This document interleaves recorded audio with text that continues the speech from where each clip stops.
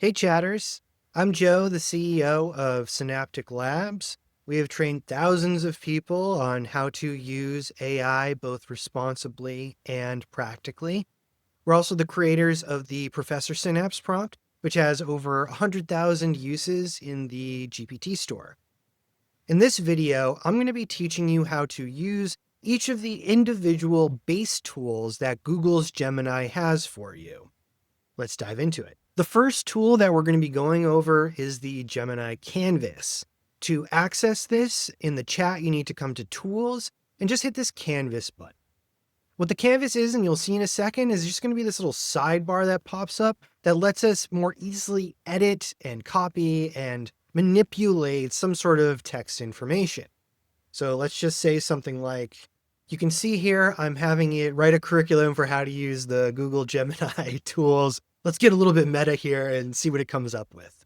We can see now we have a pop-out with the text it created for writing up this lesson plan for how to use Google Gemini tools. And we can see that I can actually click in here and edit it myself. I can also, of course, tell it to change things right here in the chat, and it'll actually go through and update the information. There's a few other things we can do in this canvas. For example, if I highlight, you're going to see that I can just directly in here give Gemini instructions. So make this more in depth, for example, and I hit enter. And all that's doing is it's feeding it just this section, my prompt that I created for what I want to edit. And then it will actually come in and rewrite this based on the instructions. You can see now it extended this part by about a paragraph. But if you don't like it, for example, we can come up here and just hit this previous version and I'll undo those changes, or maybe you liked it and you want to go back and we can redo. We also have a variety of simpler just options that you're going to run into on the side here. One is the suggest edit. So this is just going to review everything that you have and come up with some recommended edits you might want to make based on whatever the Gen AI wants you to do.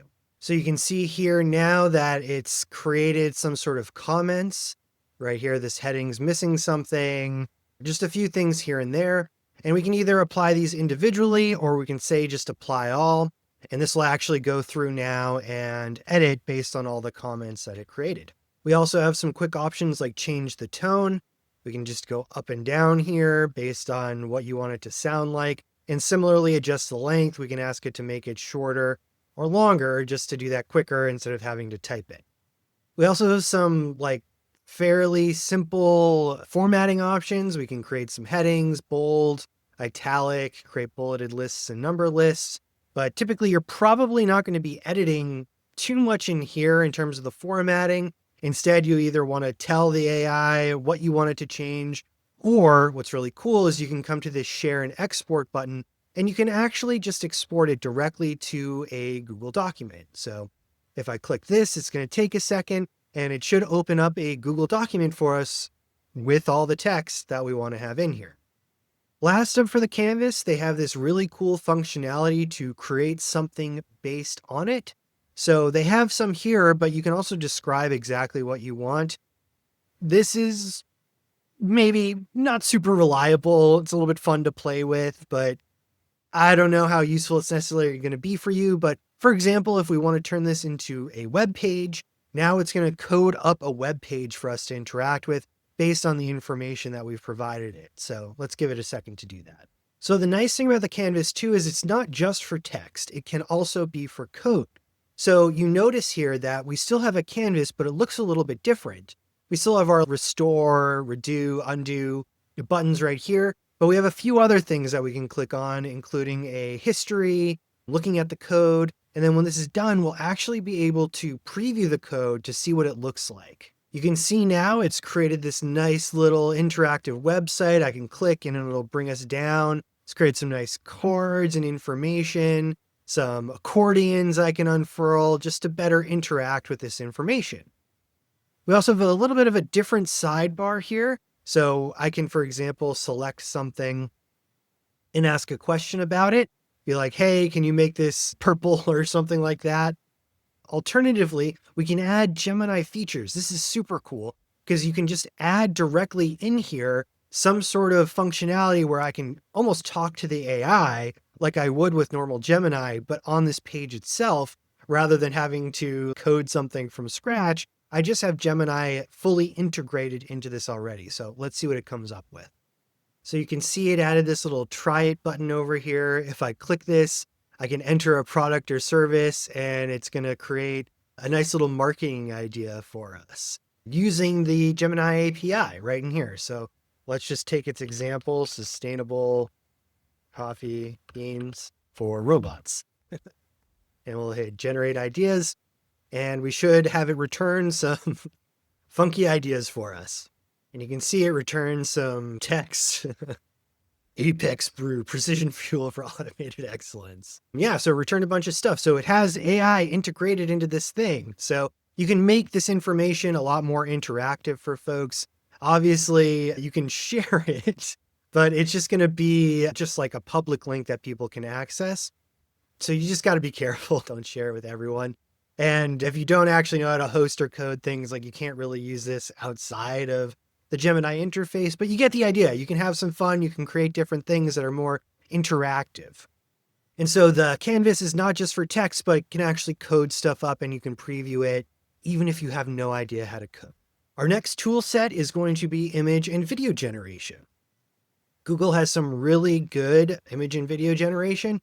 To access it, first we're going to start with the image. Again, we go to tools, we go to create images, and we have some sort of prompt. So I'm just going to send this, but just so you know, it can do different aspect ratios. So you can do portrait, square, or wide. I didn't tell it what to do, but you can see here that it just created a square image just as it went. So here we have our first image, but we can actually change this just based on having some text here. Instead of having to generate from scratch, we can say, use this, but make it graphic novel style. Have a man teaching be younger and the sign in back, just say the word Gen A. So I'm just going to send that. And this is really good at taking the existing image and just editing it.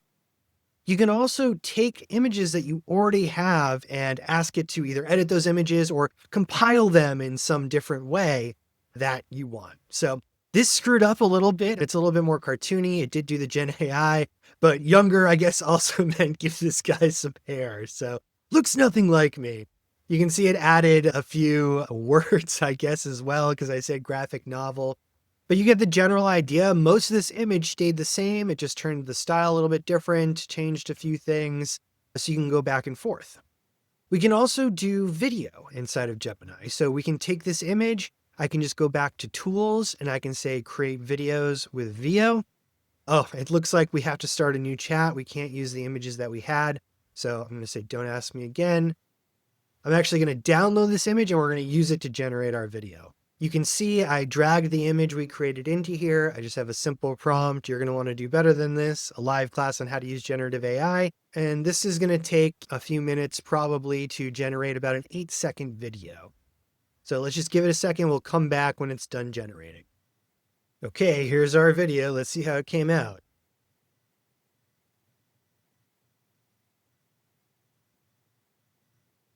Interesting. Okay, so each video is going to be about 8 seconds.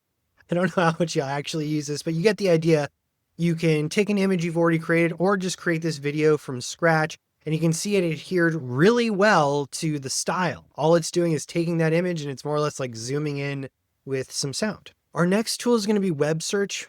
This one's a little confusing. There's no like tool you can click to have it do web search, and it's not necessarily clear when it's doing web search. So you just got to make sure that in your prompt, you're saying search the web or something like this. And so I'll hit enter. It's going to think for a while and come back to us with a response. It's going to go out and essentially just do a Google search, literally return 10 to 20 different sources. It's going to go read those sources and then come back to us with the answer based on the information that it gathered from those websites with little citations as well. So we can see here, here we are. If I click here, you can see this is our website, and it's going to show me if I click on that, all the sources that it pulled from. Some of them are not us, but that's okay. It did find us pretty well. but there's no button you press to say search the web. You just have to tell it, go search the web, and it'll come back with this. So pretty straightforward.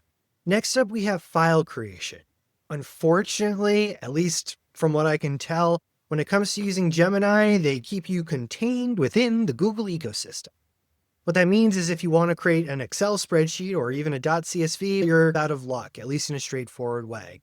Instead, you got to stick to sheets, slides, docs, whatever it might be. So for example, I had it create a fake synthetic data information around some company related to revenue, profits, liabilities. And you can see here it actually created a sheet, which I'll open in a second. But if we scroll down, you can actually see that it created this field with some information. So if I do export to sheets, it's actually going to create that spreadsheet.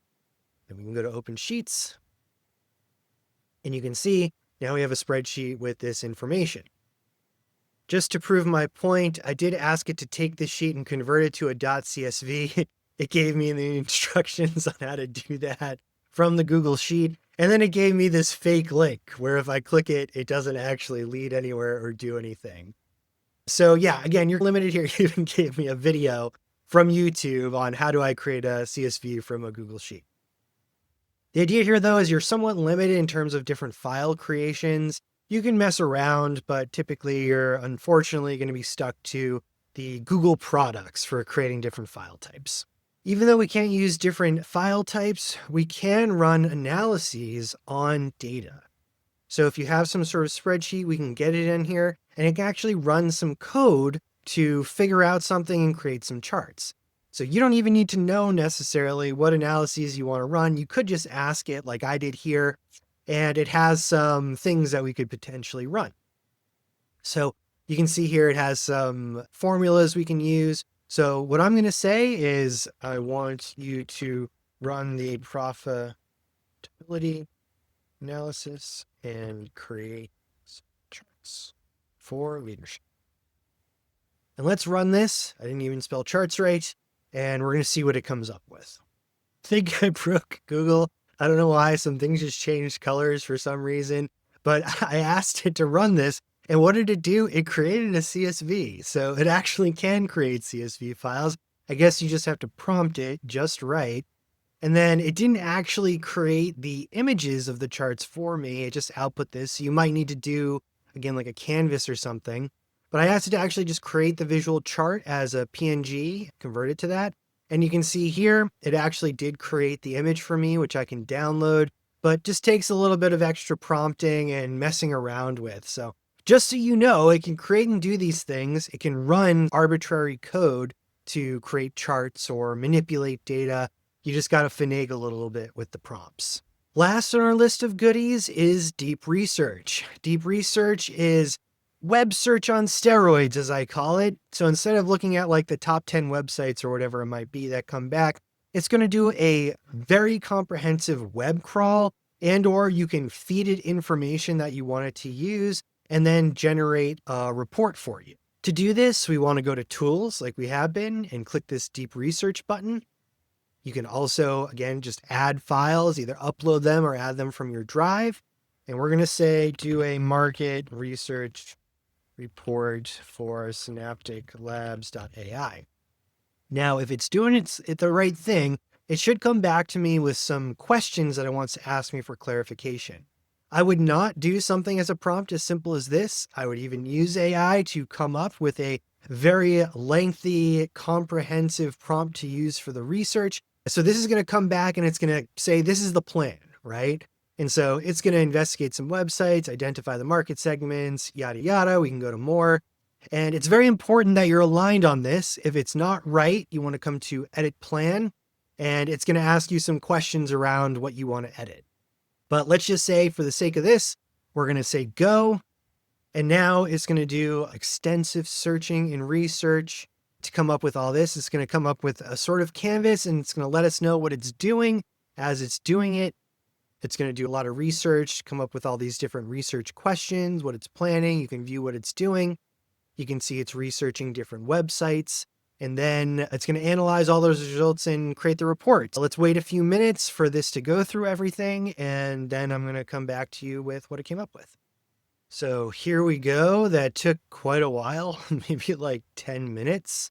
And you can see here created a pretty long report here for our market research. You can see if I hop down here, it's going to show exactly where it's pulling things from. You can see lots of videos it's pulling from. And we have this really little table here, whatever it might be. And you notice we have a canvas-like output here, which shows us all the text, but we can't actually edit anything in here. If I highlight this and try to delete, it won't do anything. We can share and export though. So I can export this to docs like I would a canvas. And similarly, we can turn this into a little web page or infographic or whatever it might be. So this is a very powerful tool, and the one that we'll end on. You just want to make sure that you have a really good research prompt and plan so that it doesn't go off the rails and research and do something that you don't actually want it to do. And of course, this is super long, probably too long for most things you need, but you can always just take this, feed it into your Gen AI of choice and say, hey, can you just give me the bullet points or whatever to break it down so you can make sure that, it lines up with the link that you need. So those are all of our tools when it comes to Gemini. We have the canvas, a little side workspace that you can easily edit things, export them, change them into fun things like websites. Image and video generation so that you can create images and turn them into little 8-second videos if you want. Web search, which is a little confusing. There's nothing for you to press. You just got to make sure you say, go search the web. File creation. This one's a little iffy. It wants to stick to those actual Google ecosystem related documents, but you can probably convince it to create other things. The ability to do data analysis. Again, this is a little bit trickier, a little confusing. So just make sure you're clear in your prompting. And finally, deep research, that web search on steroids to give you a very thorough analysis on a topic you're interested in. If you found this helpful, I would highly recommend you check out our AI readiness report where you can fill in some information around your company and it'll give you a nice little breakdown summary, some strategies. We'd love to hear from you.